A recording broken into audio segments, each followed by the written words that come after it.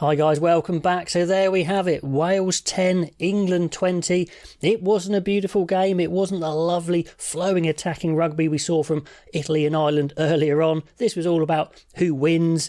Neither team looked amazing, but I think England were good value for their win, did some stuff very well. Neither side really put too much attack together, apart from maybe one attack for England in the first half. But let's get stuck into it, because plenty to talk about.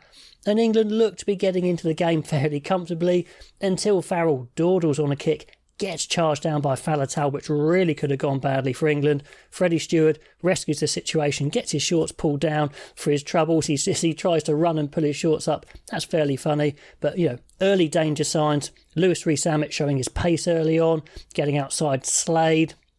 And then England get into their attack for the first time. Dombrandt, who had his best game by miles because he got his hands on the ball, didn't drop the ball and got some nice passing in, which is what he's good at. He gets good quick hands out wide, but Lewis Rees-Zammit again saves the day. Good rip on Genge, no less. That's impressive. But it's a big period of England attack early on. They keep the ball in hand, the Welsh defence looking fairly strong, until an imperious kick regather from Dombrandt again. Confident start, that's what I like. Dombrandt looked confident, Jack van Poortvliet looked more confident, that's what I was asking for them. Then a big carry from Chesham leads to a penalty, first points of the game. Owen Farrell strikes a nice penalty, 0-3, although his kicking completely deserts him later on in the game. Then we get into a long kicking battle, and goodness me, we had a lot of kicking. England looking definitely better in that department. In their back three, they've got more kickers. Freddie Stewart was gobbling up kicks all day. I think he got man of the match. And in games like this, he looks world class. In those quick, exciting, attacking games like Italy versus Ireland, maybe he wouldn't look quite as good, but you've got to say, this was his sort of game. On 40 minutes, Jack Willis's eyes light up as Ludlam fells his man early. Willis in with the trademark jackal penalty, and England did that very well for most of the game. Very quick in the jackal. They didn't compete all the time. They were happy just to tackle and wait for the opportunity. But Willis straight on it. And England continue to dominate that attacking possession in the first half. Really nice hands, actually. The ball popping around all over the place, maybe too much so as they got confused in this attack. But the speed, the ambition, it's promising.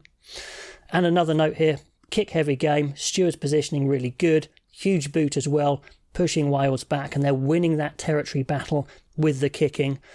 And then, on 80 minutes, we get maybe England's best try of the tournament, certainly the best moment of the game by miles. It's a good starter play from England, running a lot of decoy lines, really nice lines. Malins goes through, I think, off an inside ball from Farrell. Then quick recycling of the ball. Dombrandt again is out wide, using those good hands to put Watson in with a long pass. Good finish, 0-8. That was a good try. Really impressive. Wales have got to slow that ruck ball down. I made a note at this point. Okay, 20 minutes in. Just as they're scored, England make a hash of the restart. Wales pounce, they get on the board 3-8. So it's amazing how when you score points, sometimes you can just give them straight back.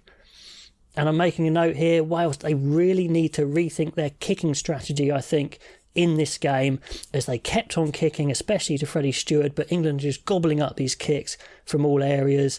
The running attacks from both sides have been a bit sloppy, but Wales really have to start thinking of some new ideas because their kick chase just wasn't helping them at all. Thomas Williams is clearly getting a bit frustrated, looks to pick up the pace of the Welsh attack, but more hammering tackles from England, and they're just pushing Wales backwards, earn a good penalty to clear. So good defence from England. Definitely those big tackles, dominant tackles, were a big difference in this game.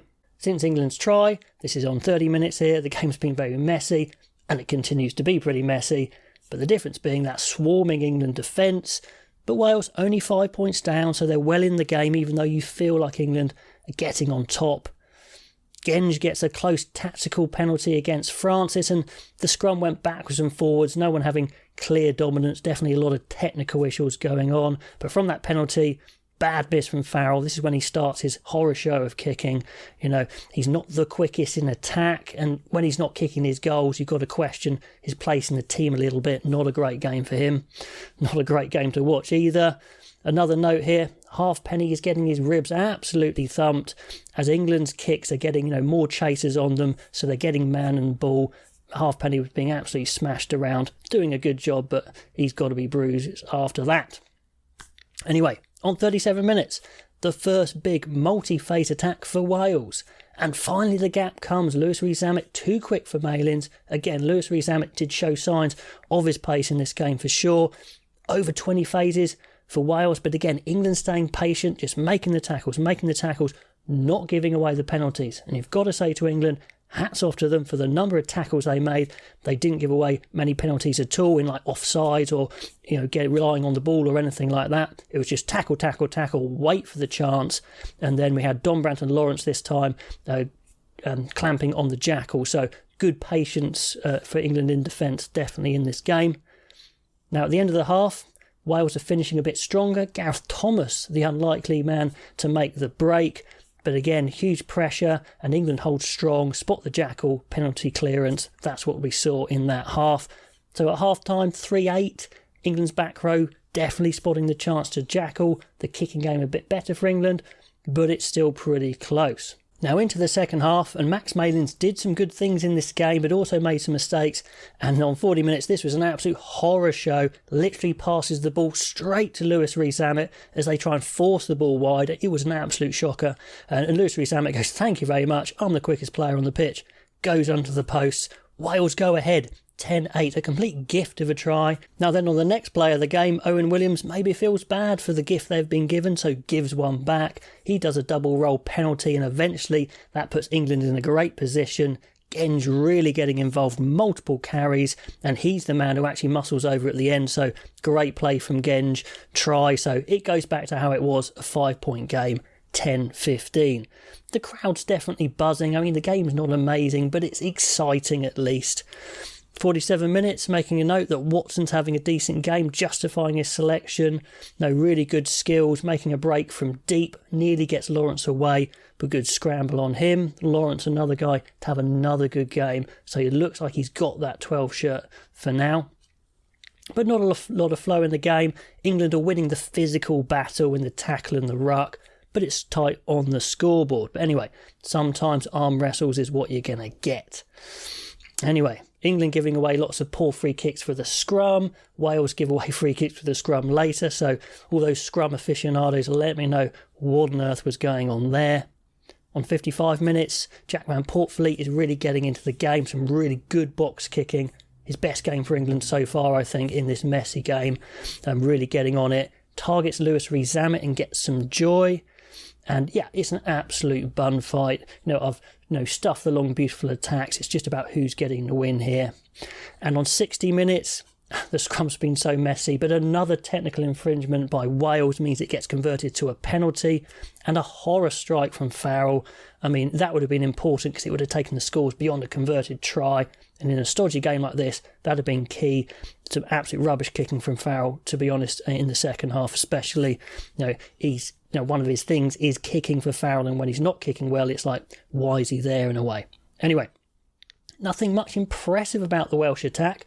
I'm making a note on 64 minutes, but in the second half of the second half, they're really getting into the game with possession in attack at least, and they win a scrum deep, but it is from a kick, so they go through a lot of phases, but then they kind of have to kick.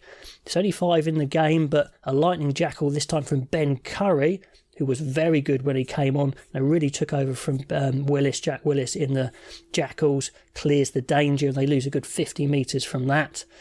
Anyway, it's been a really long spell of Welsh attacking possession, but England just keep whacking away, not missing many tackles. They may be conceding a bit of ground, but they're not conceding the penalties, so eventually Wales just have to kick the ball away because it's not particularly inventive attack if it is quite long. On 69 minutes, it looks like Wales are finally getting somewhere, but a horror pass from Hardy from the base of a ruck, just a shocker, gifts the ball back to England, and they go on the attack, and they haven't been on the attack for ages, but Tipuric then saves them with a jackal penalty, so that's the kind of game it is, to be honest. A lack of quality, but the fans are at least getting some heart-racing, close game time. Anyway, ever since that Hardy loose pass, it's been all England actually. There was a bad line-out throw from Roberts, an overthrow, so they're starting to fall apart a little bit.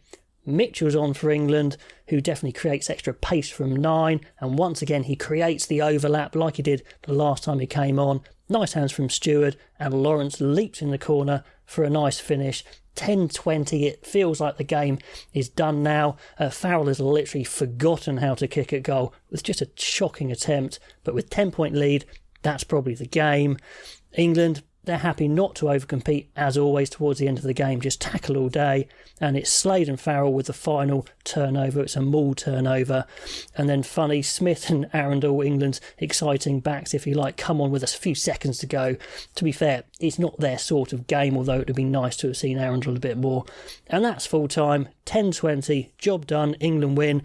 They'll walk away happy, although they don't look like the Finnish article for sure, but some really strong defence.